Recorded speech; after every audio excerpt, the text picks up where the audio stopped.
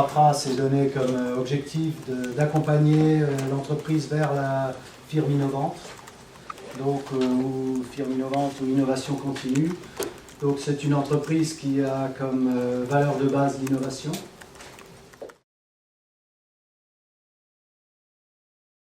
À la place d'affronter une concurrence frontale et de se battre sur les prix et sur les mêmes critères, la stratégie Océan Bleu permet de raisonner différemment et de travailler sur des aspects de différenciation.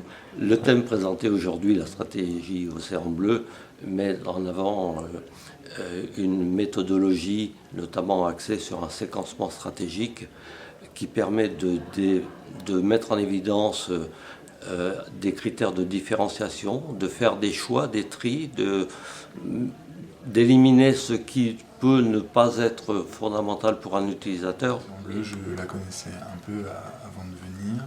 C'est vrai que c'est une stratégie intéressante. Elle sort un peu des théories classiques qu'on peut rencontrer au niveau de la stratégie, qui est surtout une étude de l'environnement et puis une adaptation à cet environnement. Là, la stratégie Océan Bleu nous pousse plus à contrôler, entre guillemets, notre action sur cet environnement.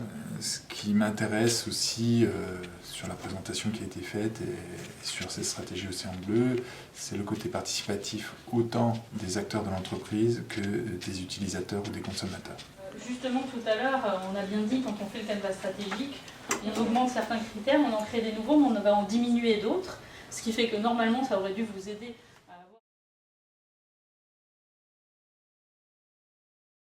C'est le deuxième petit déjeuner de la firme innovante auquel je participe. Ce sont des moments de rencontre et d'échange qui sont vraiment très riches. C'est une très bonne initiative, c'est très intéressant, c'est très bien de le faire le matin. Voilà, l'ambiance était très agréable et ça a permis de rencontrer des personnes qu'on n'a pas l'occasion de rencontrer par ailleurs. Je participe pour la 5e fois à ces petits déjeuners de la firme innovante préparés par un Trapra.